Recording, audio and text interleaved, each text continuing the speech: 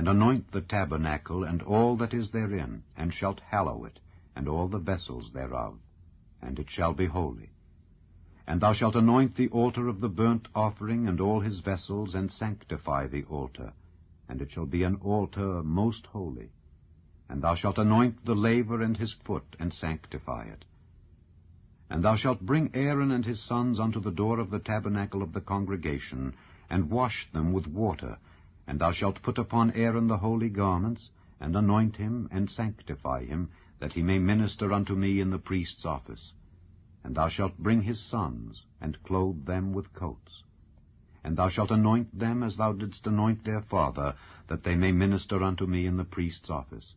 For their anointing shall surely be an everlasting priesthood throughout their generations. Thus did Moses, according to all that the Lord commanded him, so did he. And it came to pass in the 1st month, in the 2nd year, on the 1st day of the month, that the tabernacle was reared up. And Moses reared up the tabernacle, and fastened his sockets, and set up the boards thereof, and put in the bars thereof, and reared up his pillars. And he spread abroad the tent over the tabernacle, and put the covering of the tent above upon it, as the Lord commanded Moses. And he took and put the testimony into the ark, and set the staves on the ark, and put the mercy seat above upon the ark. And he brought the ark into the tabernacle, and set up the veil of the covering, and covered the ark of the testimony, as the Lord commanded Moses. And he put the table in the tent of the congregation upon the side of the tabernacle northward, without the veil. And he set the bread in order upon it before the Lord, as the Lord had commanded Moses. And he put the candlestick in the tent of the congregation over against the table on the side of the tabernacle southward, and he lighted the lamps before the Lord, as the Lord commanded Moses. And he put the golden altar in the tent of the congregation before the veil, and he burnt sweet incense thereon, as the Lord commanded Moses. And he set up the hanging at the door of the tabernacle, and he put the altar of burnt offering by the door of the tabernacle of the tent of the congregation, and offered upon it the burnt offering and the meat offering, as the Lord commanded Moses. And he set the laver between the tent of the congregation and the altar, and put water there to wash withal.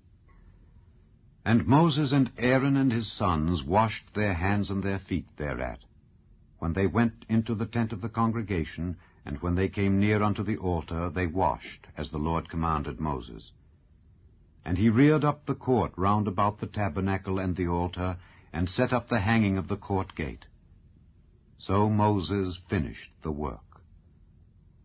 Then a cloud covered the tent of the congregation, and the glory of the Lord filled the tabernacle.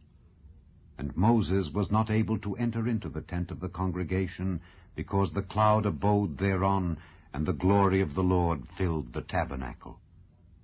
And when the cloud was taken up from over the tabernacle, the children of Israel went onward in all their journeys. But if the cloud were not taken up, then they journeyed not till the day that it was taken up.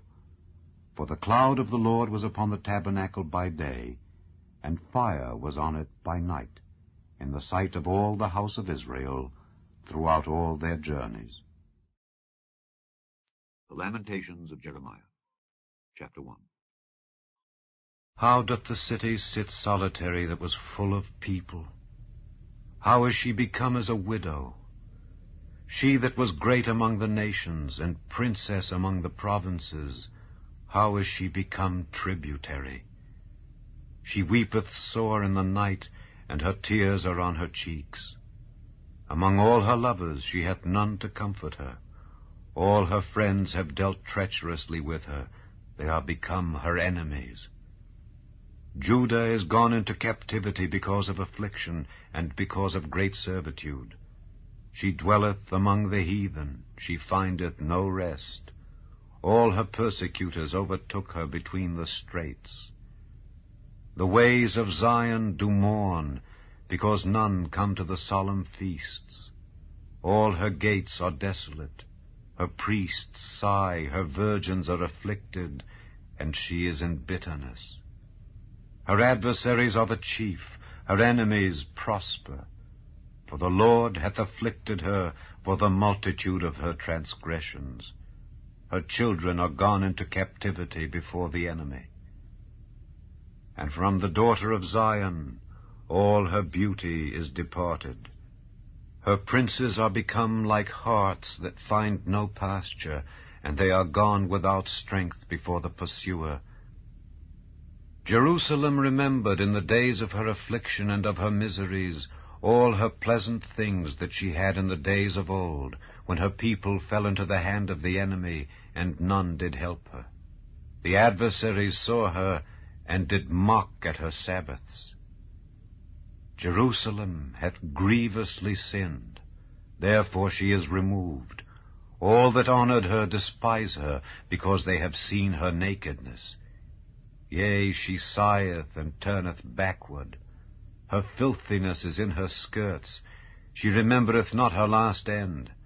Therefore she came down wonderfully. She had no comforter.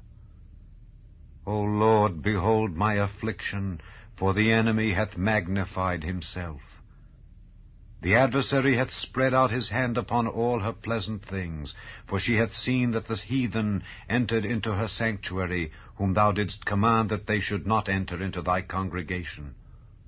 All her people sigh, they seek bread. They have given their pleasant things for meat to relieve the soul. See, O Lord, and consider, for I am become vile. Is it nothing to you, all ye that pass by? Behold, and see if there be any sorrow like unto my sorrow, which is done unto me, wherewith the Lord hath afflicted me in the day of his fierce anger. From above hath he sent fire into my bones, and it prevaileth against them. He hath spread a net for my feet. He hath turned me back. He hath made me desolate and faint all the day. The yoke of my transgressions is bound by his hand. They are wreathed and come up upon my neck. He hath made my strength to fall. The Lord hath delivered me into their hands, from whom I am not able to rise up. The Lord hath trodden under foot all my mighty men in the midst of me. He hath called an assembly against me to crush my young men. The Lord hath trodden the virgin, the daughter of Judah, as in a winepress. For these things I weep.